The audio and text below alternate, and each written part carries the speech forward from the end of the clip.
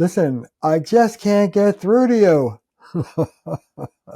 No matter how many times I try and tell you. How many of us would like to have a little more skill, maybe even a lot, in how to communicate our needs to our partner? Hi, I'm Terry Real, the founder of Relational Life Training, teaching you how to live a life of authentic connection to yourself and others on this planet Earth. First of all, you have to do the hard work of sitting down and identifying what your real needs are, which sounds easy, but it's actually not. The human brain is wired to be negative, to notice what's wrong. This is how we survived back in caveman days.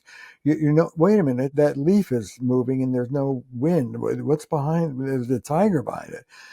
You notice what's wrong and you notice what bothers you. And by and large, here's how most of us do it. Ready? We're spontaneous. In our anti-relational culture, here's how we go. We let our partner do whatever they do, and then we feel bad when they don't do it right. I call this the worst behavioral modification program known to. Look, you wouldn't do this to your dog. No. Look, you have to stop complaining, and particularly hetero women with straight guys. Men are performance based. Their sense of self-esteem, which ain't great, but nevertheless, is based on they're doing a good job. And unfortunately, a lot of men are criticism phobic. They don't like hearing what they're doing wrong. They don't like hearing your feelings about what they're doing wrong. They respond much better to positive than negative, which is fine. We can work with that. So the first order of business is this. First of all, our relationship to relationships in this culture is passive. We sit around and get whatever we get, and then we complain about it. I want you to move from passive and disappointed and resentful to active and shaping and celebrating. So here's how it goes. Look, the first thing that will come to you will be complaint. Count on it. The first thing you'll want to say is, oh my God, you did that wrong. That was terrible. Okay, we can work with that.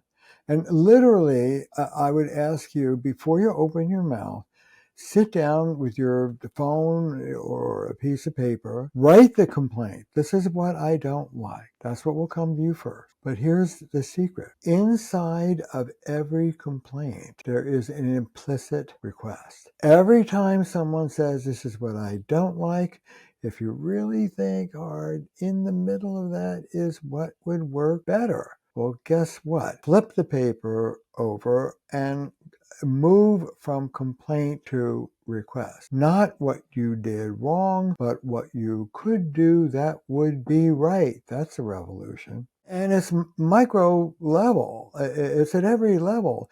It's instead of, look, I don't like the way you talk to me right now. Just stop it. And to listen to this. Honey, I want to hear what you have to say. Start with the positive. I want to hear what you have to say. Could you tone it down a bit so I can actually listen to it? Would you be willing to do that? With a soft tone, cherishing your partner and the relationship while you stand up. There are 3 phases of getting what you want. First, identify what you want, which is not so easy for a lot of us. A lot of women traditionally are trained that wanting things are selfish. A lot of hero child men, particularly if you were a caretaker, had a narcissistic parent.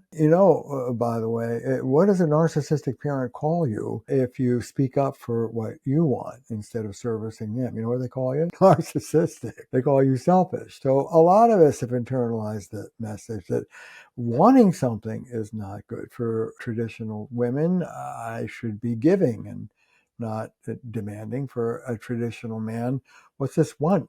Bullshit. I'm Superman. I don't want anything. I'm fine. Neither sex under patriarchy really identifies what they want and negotiates it very well with each other. So stop and give yourself the right to want what you want, not demand it, but want it. And then put it out. Put it out subjectively, humbly. This is not what you should do, particularly women talking to men. You are not God's gift on relationship. Listen, let me teach you how to have a relationship. Good luck with that. How about let me teach you how to work me? You're not an expert on relationships, sorry, but you are an expert on Diane. So if you want to please Diane, and I hope you do, you love me and you live with me, here are some operating instructions. Don't do this, do this. Dare to rock the boat.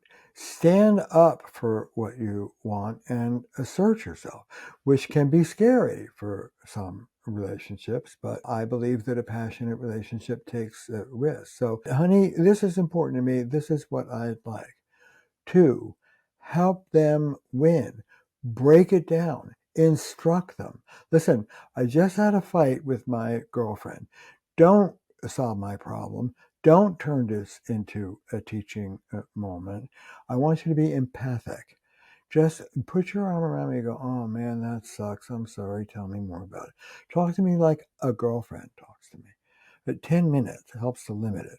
Would you be willing to do that for me? Negotiate up front.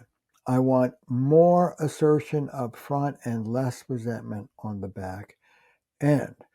Teach your partner what you want. Again, they can say no. You're not a dictator, but it's in their interest to please you. And then if they try, do most of us swoon in our partner's arms and say, thank you, dear? We don't. We say, well, okay, that's a start, I guess. Or you did it, but you don't really mean it. Or you're doing it now, but you won't do it then. Or I don't know, yes, but, yes, but, yes. You know what? There's no vulnerability in complaining about what you're not getting. There's a lot of vulnerability in opening up and receiving your partner's efforts to be more pleasing to you. I know they're beginners. I know they're not doing a great job. That's a given. I asked people in general and women in particular to celebrate the glass 15% full. Oh, honey, this is great. You did a half-assed job. I'm so happy. How are we going to get the other half going here? What do you need from me to keep going? Who sounds like that? No, we criticize them for what they're not doing right. So if your partner actually hears you and tries, be encouraging, not discouraging. Don't be Pollyanna. I mean, if it's just bullshit, but if they're trying, then don't criticize. Appreciate the effort and help them out a little more. That was great. It would be even better this way. Let's keep going. And here's a golden question. What could I give you to help you keeping in this wonderful new direction? We're a team. Let's do this together. Who sounds like that? No one in this culture, unless you've been trained by someone like me. So, from negative to positive, from passive to proactive, break it down and teach them, reward them when they try, don't criticize, and work with it. This was a good beginning. Let's work together to make it even better. How to communicate in a way that might actually get you heard. That's how. Like a team and not like an angry victim. Give it a try. If you found this helpful, stay tuned for more pearls of wisdom. 40 years of being a couples therapist, 40 years being married, and I hope to hear from you. Take care.